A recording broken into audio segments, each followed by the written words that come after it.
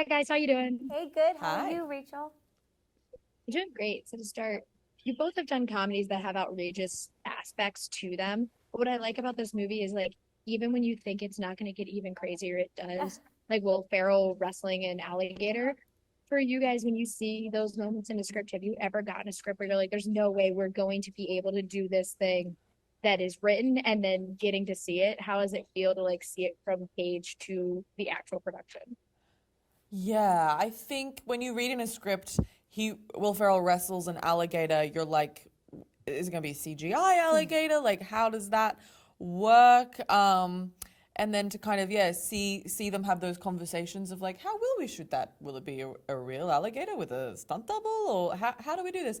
I think it's so cool, and it's what's so cool about doing these like big studio comedies is you get to do that crazy stuff. But yeah, I think they landed on I think it's animatronic, but I think it's a robot alligator because we have to protect Will at all costs. Yeah, it's so epic, and Nick Stoller is like the king of big set pieces, you know? I think when you read it and you're like, if this was a first time like indie director, you'd be Right. like, maybe that's a little, but it's Nick Stoller, so you're like, yes, Yeah. yes, like everything's great. And I like high stakes. I like, let's go crazy, like, let's go balls to the wall. Because I think at the end of the day, these characters are grounded, and hopefully you believe that they're real people. And so I love watching that grounded kind of comedy within this, these like high stakes screwball elements. Yeah, I wanted to ask about the family dynamic on both sides because as a young girl with a pointy chin, when Reese Witherspoon was at the height of making rom-coms, every 5 minutes I got well, yeah, you have Reese Witherspoon's chin. And it was really nice to see you, Meredith. So I was like, she also has the pointy chin. Like, it's like the whole group Oh my of God, that's so pointy funny. chins. I didn't even know I had a pointy chin, but I love. Do I? You have a beautiful love chin. I love this for us. It's just that Reese Witherspoon's goes down a little bit, and it was Yeah. like for people that was like a big thing. And I remember being like, "Well, cool, I'll look like Reese Witherspoon. That's Yeah, fine." I see it. But I it's see nice. it. But it's nice having like seeing the like those sisters look like sisters, and they look like they are so close. I understand the bond between this father and his daughter and how close they are because of the situation they were in. When you guys are building those relationships, especially with people like Reese Witherspoon and Will Ferrell, what for you guys was the biggest kind of like I need to have this moment so that that relationship is as strong as it can be on screen?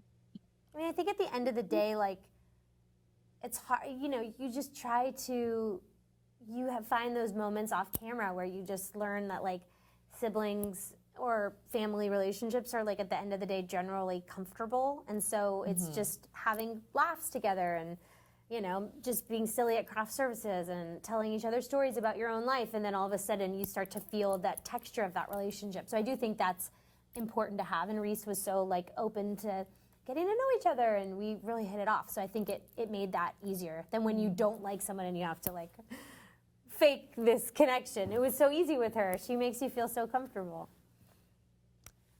Same with Will. I think like he's the very disarming.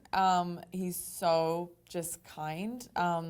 So it really just made it so easy. And he's such a good dad too. Like he's the funniest man, but he's also just like a family man and a wonderful person. So it was very, very easy. Well, for my last quick thing, I do want to ask because, a father and a daughter singing Island in the Streams makes me think of like there's a movie called Duets where a father and daughter sing Cruisin', and it's just like another song. You're like, y'all should not sing this together. Do you guys have that song that you're like, the minute that you hear it now, you're like, oh, yes, I recognize that this is an overly sexual song, but when you were young, like I didn't know that was a sexual song. I know. You're so right. There's songs when you're a kid you're like singing the lyrics to, and then you think back later and you're like, oh my God. Yeah, Back That Ass Up. I had no idea. I thought it was about a donkey. Right. I'm just kidding. What about you? That's really good. I mean, I feel like, I listen to a lot of hip hop and stuff, and when I'm in the car with my dad, I'm kind of like, I really hope he's zoning out and not listening to these lyrics, because it's Megan Thee Stallion and she's talking about what she's talking about. But yeah. I love that. Thank you guys so much for talking with me today. I really appreciate it. And I think this movie's so fun. I love bringing these big comedies back. So thank you guys so much. Same. Nice to meet you. Thank you so Nice much. to meet Thank you. you. Have a great Bye. one. Bye.